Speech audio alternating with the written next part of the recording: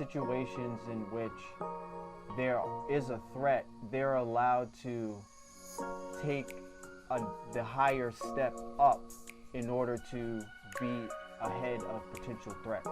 So if somebody has a knife, they're allowed to go for their weapon. If somebody is swinging a bat, they're allowed to go for their weapon. Even if somebody, if they're in a... Yeah. And by the way, you're talking to somebody who lives in a city where police don't carry weapons.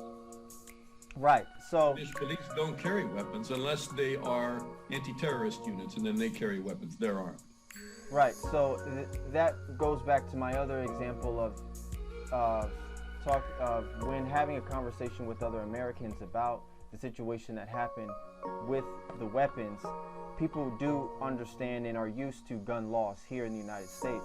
So when they were given the detail, they were saying based upon our culture and our gun laws that was a justified self-defense. Now, coming from the outside where there isn't a society with weapons, and maybe people are very neurotic to pistol weapons, for example, it could be viewed as kind of a wild, wild west situation, or a society where things just look like they're getting out of hand.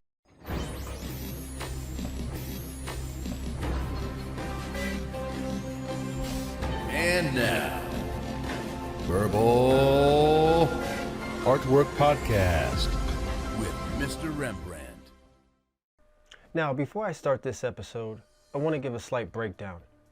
In this episode, which was recorded November 23rd, just haven't had time to upload it yet, I had a talk with a journalist. And with the talk with the journalist, we had discussions about 3 different topics directly. And we talked about the Kyle Rittenhouse case, gun rights in America and globally, and we talked about the mainstream media as a whole. So when it comes to those topics, we disagreed slightly on some aspects and more disagreement on other aspects of those particular topics. But overall, it was a good conversation. Now, on my YouTube channel, I'm going to take different clips of that episode and break them down and give a deep analysis on those different topics, on how different things need to be addressed and debunked. Now, slight disagreement or large amounts of disagreement are okay. I embrace it because, like I've always said, you don't learn anything when you're talking with people with the same ideas. You learn things when you're talking about ideas that are different from yours. So, I didn't push back that much in the episode because I didn't want my guests to feel attacked, right? I enjoy and appreciate every single guest who comes on my show, and I really honestly mean that, and I embrace differences as anybody who knows me. So I would love that guest to come back on another show in the future because I really do value his time and his opinion. So, without further ado, here is the episode. All right, this is another episode of Verbal Artwork with Mr. Rembrandt. I have a special guest here today, and this is going to be an excellent episode. I have Mr. Dana Lewis, and he doesn't want to be referred to as Mr., and I already started off with Mr. But Mr. Dana Lewis here is the host, and he's from Canada, and he's a news correspondent, and he's based in London. He is the host of the Backstory podcast, and I'll put all the links in the show notes. He was formerly with Fox News, NBC News, CSBC News, CBC News, and CT National News. He was also a contributor to Jazeera America. He's reported on the Paris attacks, the election in Ukraine, and the 70th anniversary of D-Day, and current developments in Iraq. He usually does international news. So we have a very good guest here today, and I'm excited for Mr. Dana Lewis to be here. So, how are you doing today, Dana? Very well. Thank you for introducing me. Great, great. So, we'll get into a few things. One of the, probably here in the United States, because I know you're based in London, probably the biggest story up until a few days ago was the Kyle Rittenhouse case. There were many different opinions that people had in regards to this case, and up until a few days ago was the main thing that a lot of us were talking about every day. So, as we know what the disposition is, Mr. Rittenhouse was acquitted on the charges that were at stake. What do you think this means for America, based upon the disposition and the conclusion that we all have witnessed? Well, I think we have to be careful what messages we take out of it, right? I mean, if the right touts Rittenhouse as the poster boy for gun control, I mean for the right to bear arms and the right to bear them anywhere, and you have a right to defend yourself and pull the trigger anytime you feel threatened. I mean, that doesn't put us in a very good place. And I think that when you look at this from afar, because I'm in London, and I'm also Canadian, and look, you have to understand that most societies do not have people walking around the street with assault rifles. Most people do not have carry permits. They may have weapons in their homes, depending on where you are. In Sweden, in Canada, you're allowed to have some weapons. But the idea that you go to a crowded place and stand outside, a state legislature or the Capitol building, or that you go and you cross state lines and you go to a protest where there's going to be a lot of angry people because a black man was shot by police hours earlier.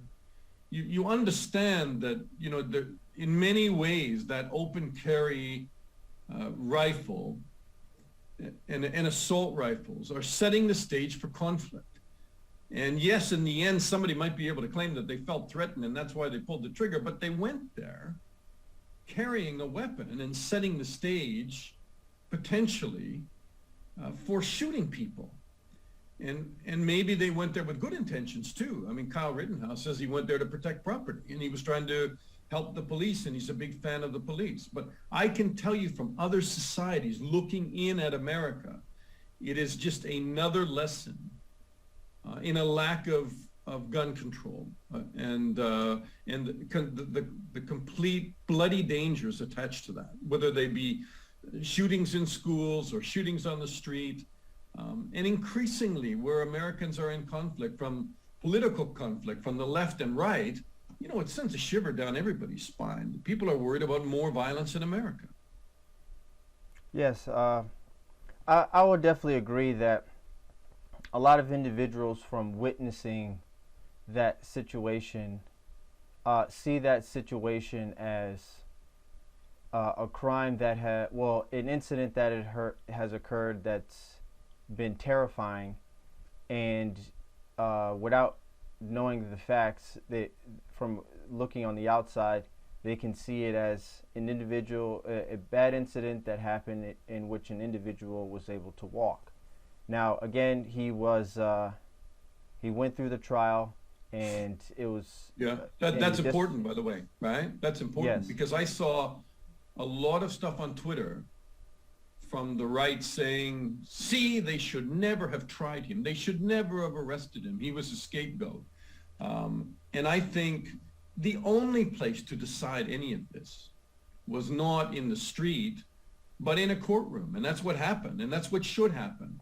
It should be put before a jury. And a jury of his peers should then decide based on the evidence, guided by law, with a defense counsel and a district attorney and a judge. Then they should weigh the evidence. And I trust the jury system. I think it's a great system, whether it's there or in Canada or elsewhere. I was a crime reporter for many years, and I covered the courts. And I think in the end, jurors may have a little bit of bias because they've read newspapers and they've seen things on television. But generally, when they're instructed in the law, I think that they deliver generally pretty fair verdicts as best as they can. And I think that, Rittenhouse had to be arrested. I mean, he shot 3 people, 2 of them fatally. He had to be arrested. The charges may be debatable, whether he should have been charged with manslaughter or, reckless endangerment, or whether it was murder. But in the end, put before court, and that's what happened. That's due process, right? That's the society we live in. It shouldn't be decided in social media. It's ridiculous. And I'm glad that trial was covered and it was open. And even people who don't agree with the verdict at least now understand how they came to it. They understand how that was arrived at. And I think that settles people down. Justice is seen to be done as well. Yes. So there's a few things there. There's a lot of things there. Throughout the case, having conversations with individuals, and a lot of them, and there were people obviously on one side who said this is, in their opinion, a clear example of self-defense from watching the film. They can talk about the case in detail. And then there's other individuals on the other side who don't believe that it's any type of self-defense, and Kyle Rittenhouse should suffer. And as a result of having conversations with those individuals, in every last one of them, when asking them deductive reasoning into what has occurred and what has happened, and asking them have they actually watched the film and broken down what they've seen, at the end of the conversation, their opinion about the situation was completely different. And I did this with about almost 30 people. And those individuals have taken what they saw from the news narrative and made up their mind about what had happened, and didn't see any film and didn't talk about it, or didn't discuss it with anybody. But when they actually got to discuss it, and actually you sat down with them and showed them the film, they had come to the conclusion that, okay, this does look like self-defense. Now, but it raises a lot of questions about self-defense in the U.S. I mean, right. Because the self-defense laws are absolutely blanket, where if you feel threatened, you are allowed to act in self-defense. The force should be proportionate. What was it in this case? I don't know. But it's supposed to be proportionate. But you're allowed to act. And you see it in all these police shootings. I mean, all a policeman has to do is say he felt threatened when the guy was reaching into the car for whatever was found later on, and the shootings are justifiable. And I think that there has to be a very big debate over self-defense laws, don't you? Yes, and it seems that with all of these incidents that have happened in the short few years, there is lots of debate going on about it.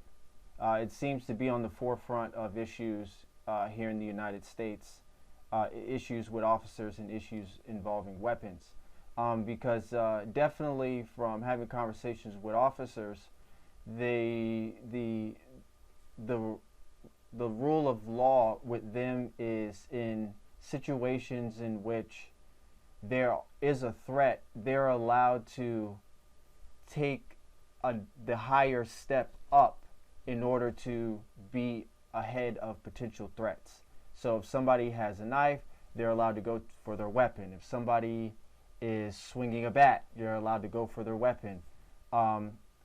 Even if somebody, if they're in a... Yeah. And by the way, you're talking to somebody who lives in a city where police don't carry weapons. Right, so... British police don't carry weapons unless they are anti-terrorist units, and then they carry weapons. They're armed. Right, so that goes back to my other example of when having a conversation with other Americans about the situation that happened with the weapons.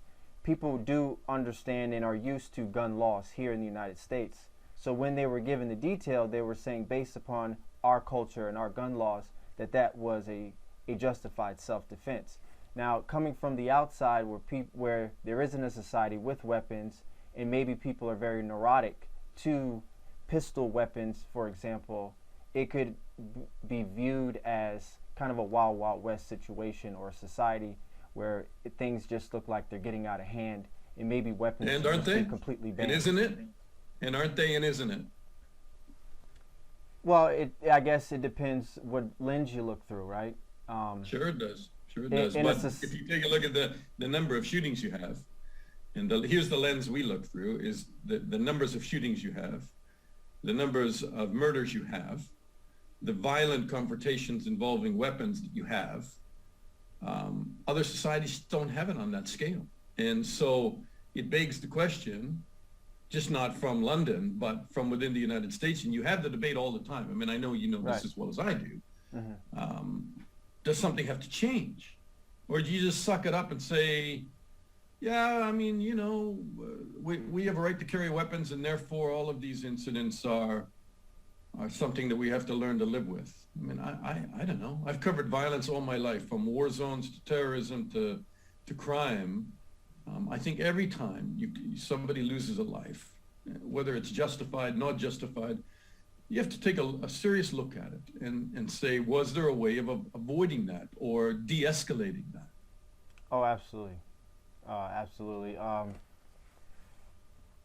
Any violence is no good violence. Yeah. Gun violence.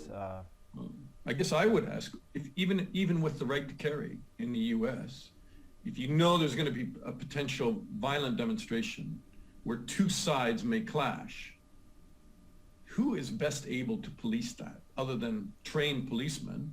And even they have the challenge of doing it. But wouldn't it be a lot better just to say, in this area, in this closed area of protest tonight, that's it. There's no open carry. There's no assault rifles. There's no handguns. And they disarm anybody that's entering that area of protest. I mean, I don't know. I think there's lots of things to look at in this case. You know, there Yes. really are. You know, I remember when I was a crime reporter covering a case of robbery, and the guy walked in. He loaded his gun, and he went to the variety store or whatever it was, and he got into a struggle with the shopkeeper. And in the end, he shot the shopkeeper. And there was a grand debate in the courtroom later on, was he guilty of first degree or second degree murder? Because that's what it is in Canada. First degree is premeditated. Second, you know, or manslaughter, it happened. And under the law, I think he probably should have been found guilty of first degree, because that's 25 years in prison in Canada rather than 10 years on a second degree charge. But they said no, because he didn't plan to pull the trigger, therefore. But he went into the shop with a loaded weapon. He put bullets in the chamber. I think by doing that, you have set the stage for violence, just as you enter the cockpit of an airplane and a terrorist decides to take somebody hostage with a knife or a gun, and the gun goes off or the knife is used.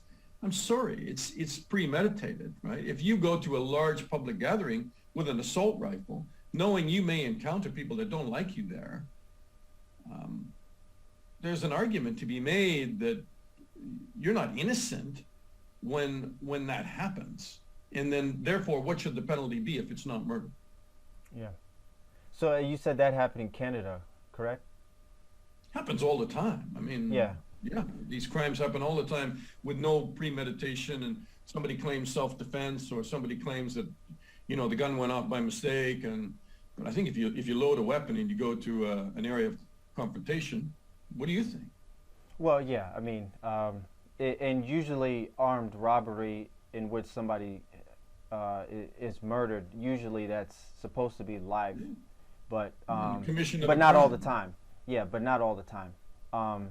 But Anyway, but again, there's a lot of different ways we could go with that, right? But again, definitely having a weapon with the intention to use it is a little different than just having the weapon with you.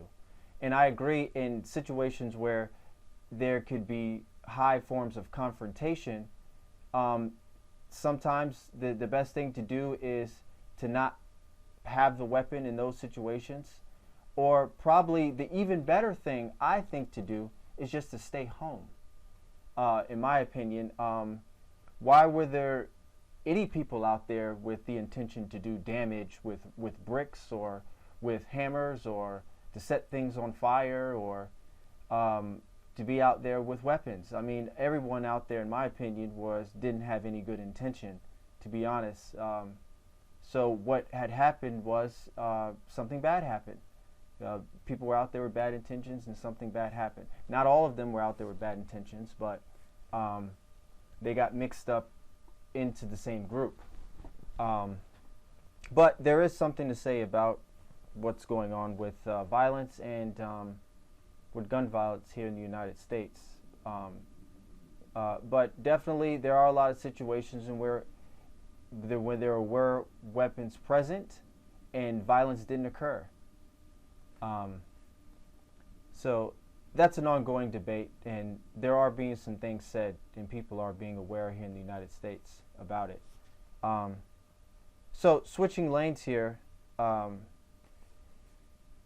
here where I live in Virginia, there was a drastic change in the election for governor, and the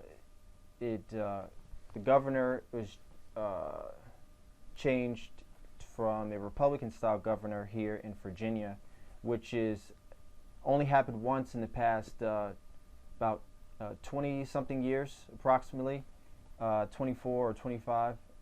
Not exactly precise on that, but a lot of individuals feel like that's kind of a change on the guard on what's coming up on the midterms, in which they believe it might lean a little bit more on the right side for Republicans midterm-wise, that might spring enough momentum to bring in Trump or whoever is running for election on the right. Do you think? Well, I did listen to your episode on your podcast where you had the University of Virginia, Larry Sabato on.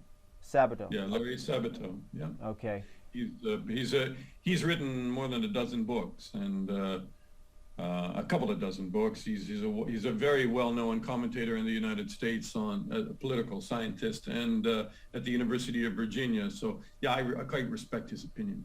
Yeah, and he had some concerns about if the next election, if Trump is elected, that would be major problems for the United States. What is your opinion on his analysis? You said he's very respected and you respect his opinion, but what is your analysis on that particular episode and his opinion on that? Well, I mean, I talked to him because I think his opinion's important, and I think that he calls it the most extraordinary and disturbing period of his life looking at politics in America. You mix in disinformation with, QAnon, rantings by the right that the election was a fraud, when I think all of the courts have decided it wasn't. It was a free and fair election. It's just so, people are so polarized. Yeah. And so, let's see what happens in the midterms. And, it may well bring about some Republicans, although Biden has passed his Build Back Better bill, which puts a lot of money in people's pockets. And let's see how that plays. I think we have to let that play out a little bit and see if suddenly people feel that, if inflation starts to come down, the economy starts to feel better, unemployment comes down even further, there may be a swing back to the left, right? So I think it's probably too early to tell based on what happened in Virginia, but the Republicans are laying the groundwork, first of all, to call any result that they don't like a fraud, a cheat. And they've convinced people who, a lot of people are not following mainstream media. They're going to the people whose opinions they want to hear. It becomes an echo chamber that's distorted, and people just don't get basic facts, right? So they will be, if they are only listening to people that are telling them that the election was stolen and to take up arms, That's exactly what they're going to do. And if Trump runs, I think that he hasn't accepted his election loss already. So what's he going to say, and what kind of constitutional crisis is it going to create if he runs and loses? And there's a very good chance of that. But, I'm not sure the nation can take it again, right, after the Capitol riot. And I'm just not sure the U.S. can take it. And I think that was really the point of Larry Sabato, that this could be the last election, that American democracy is on the rails, on the ropes. We're not, there's no messing around here. I mean, one of the greatest democracies around the world that we all look to for leadership isn't looking too good right now. How much of the political environment is a problem of the media? What weight does or blame does the media have on any of this, or do they have any? Are they just honest proponents of current events, and they're partisan in their viewpoints, and they're just straight down the middle with the facts and information? Or is it narratives that's being created that's causing polarization? Because from the ground level, and I'm still able to be surrounded by large amounts of people who don't know who I am, because I'm not that incredibly large. So I get to be around people and actually see what they say. And I know in the future that probably will change. But what I see on the news is different from how I see actually people feel. And there seems to be a dramatic... I guess it depends on what people you're talking to, right? Well, all types of people. I mean, like... And it depends on what news you're watching. Right.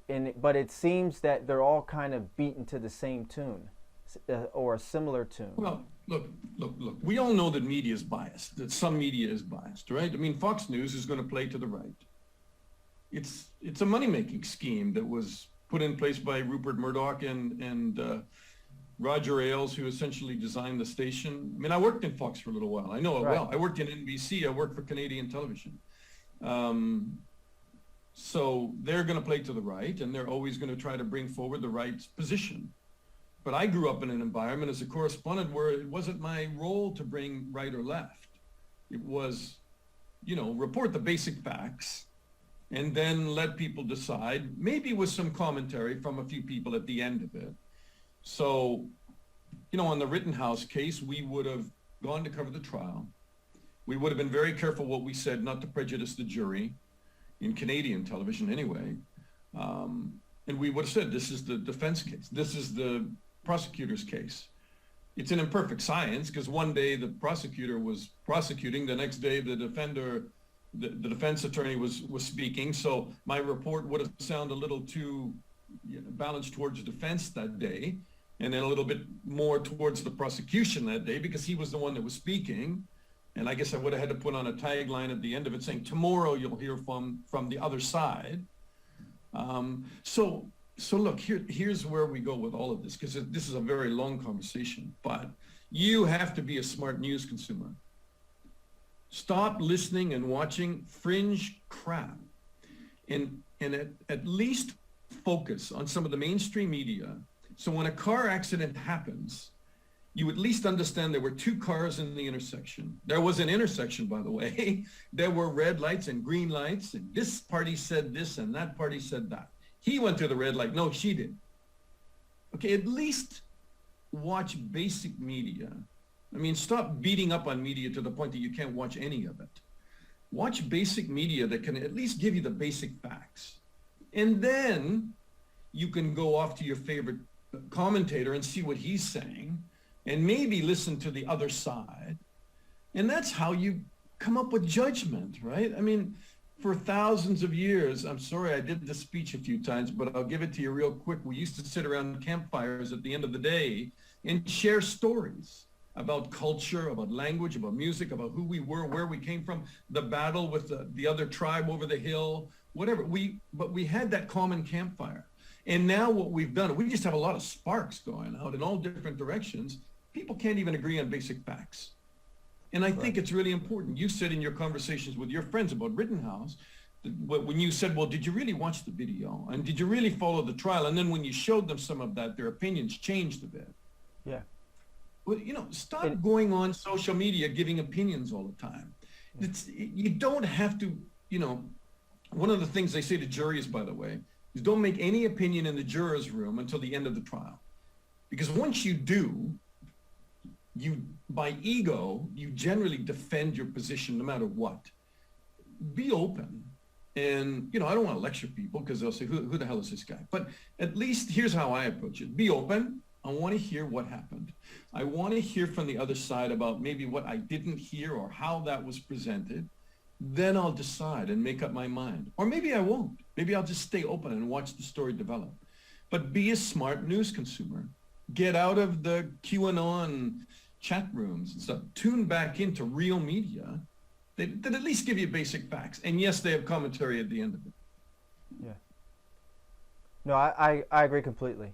And just as a small detail, but though the individuals I was talking to weren't even just my friends. They were actually just people of all different age categories, 30s, 40s, 50s, 60s, black, white, Asian, all different demographics. So I saw two evident just sides of it, which were people who were watching it and felt it was self-defense, and people who weren't watching it felt like it was just a murder case.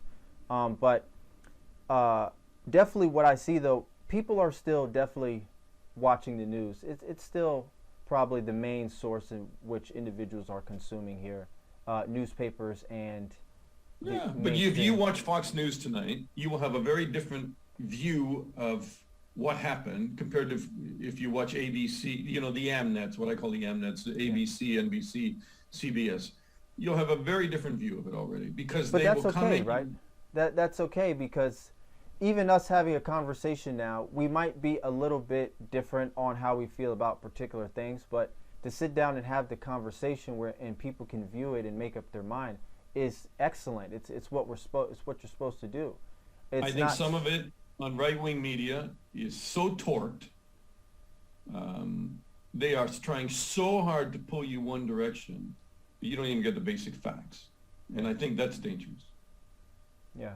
I would say that because I watch all the news medias, I will say that when you do, for example, watch like CNN, for example, it's hard to watch. It's like the same thing every night. But when you do watch Fox, I will say you can tell it leans right, but it will be. Leans.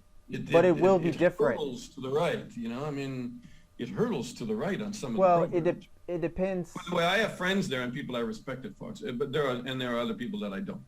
Yeah, I mean, because having a few insiders who've worked at Fox, and you've worked at Fox, I don't know how long ago or what, so probably maybe not that long ago, but from recently, there are individuals who said they've worked in Fox, and then they hire people who are on the left or on the right, and you can, depending on what part of Fox that you're in, you will see people on different spectrums.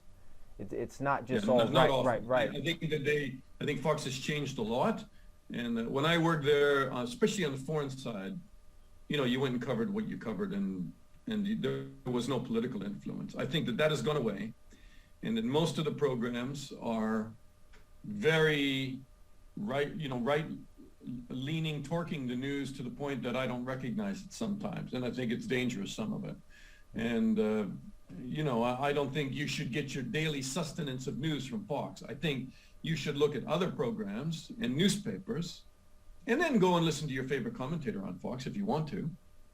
But I don't think you're going to get the basic facts from Fox most of the time, depending on what program you're watching, especially in the evening. What do you think are the best and top good programs that are pretty good to listen to that the audience should be listening to, that individuals should be listening to? Well, pick like your local newspaper and pick the New York Times and The Economist, and I know a lot of people are not going to read The Economist, right? It's pretty dry. I like it, but it's very fact-based. Yes. It's a magazine, but and it's very global, so I get a lot more world news out of it. But the three American networks are good. I think you can get the basic facts from CNN, and then as they do their guests afterwards, you may say, okay, they're left-leaning, and I don't agree with them. That's okay, but you basically got the nuts and bolts of the story in the newscast, and then you heard the panel discussion afterwards, and you don't like it, or you do agree with it, and the same with Fox. You can go to Fox, but understand what you're listening to, understand who the authors are, what their political point of view is. Be a smart news consumer. Just balance it out. Hear both sides, as you would around the dinner table with your family. And hopefully you can still sit at that dinner table, right? And disagree, but be open to their ideas. And that's civil discourse. Yes. That's civil society, right? And the moment you stop being able to talk to people at the dinner table or at your local pub or where you hang out or your friends over a coffee, I think there's something you've taken the wrong turn. I agree. I think issues of politics should be taken somewhat like therapy sessions. Not exactly, but in the sense that when individuals go to therapy sessions with a family member or marital therapy or whatever, they talk about the tough issues. But then once they leave the therapy session, all of the anger and emotions that they felt in the therapy session are supposed to stay there. When you leave the therapy session, you're supposed to leave out of there with a positive mindset and work on your issues and be happy again. So as tense as a conversation of politics may get, at the end of the day, if that's your friend or your family, let it continue to be your friend, let it continue to be your family, and let the tough and don't always be talking politics with them, right? There's a lot of other stuff going on, environmental things. Absolutely. The best joke you heard this week. Keep your sense of humor, and I think social media really sucks you in, right? It does. And those algorithms, which we all know from Facebook and others, present conflicting messages to you, and they try to keep you on there as long as they can. And they do that by presenting, messages of hate in some instances. I can see it. People get crazy with this stuff, right? Shut it off, turn it off sometimes, and really have a laugh about life, and don't be too engaged in all of this. I think it's really dangerous. And people in the pandemic spend an awful lot of time where you and I are right now staring at computer screens. Yes.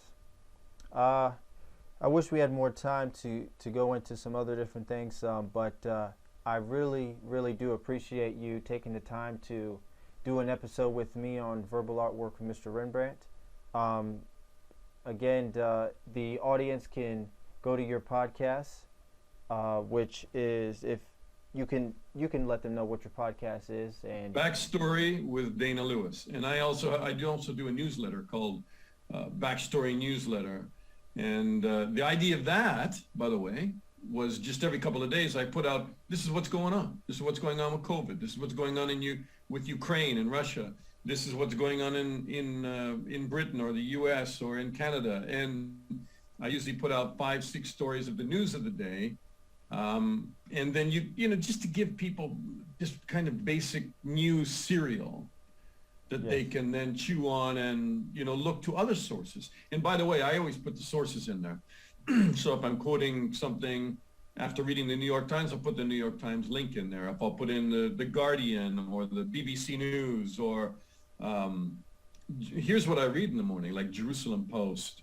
I'll look at the Moscow Times. I'll look at Deutsche Welle out of Germany, France 24 out of Paris. I look at the Miami Herald. USA Today, the LA Times, Washington Post, and I can do it pretty quickly in the morning. I spin through a lot of different news sources, right? And sometimes I'll just type in Rittenhouse, and I'll read a lot of different sources on Rittenhouse, you know, and then I start following people that I respect and I like and that tell me something and educate me rather than just agree with me, by the way. I follow a lot of people I don't agree with. Good. So Backstory with Dana Lewis podcast and the Backstory newsletter. And, you know, I'm sure people won't agree with me at all, but that's okay. That's okay. But they might learn something though. That's the point. Might do. And I tell you what, I like doing these podcasts. I don't know about you, but the reason I do the podcast is I get to interview smart people. And I'm a simple farm boy from Toronto. You know, I grew up north of Toronto on a farm with cows and chickens and all that stuff. I like talking to smart people, and I always learn something from them. And I think that's why I listen to these things. So, you know, and I'm sure your guests are the same. You probably have lots of great people. Yes. And in the future, will be even more great guests. So thanks again. I'll definitely put all of your information in the links and show links. And thanks again, Dana Lewis, for being a part of my podcast. I really appreciate it. It's been great. No worries. Thank you for inviting me. Thank you so much.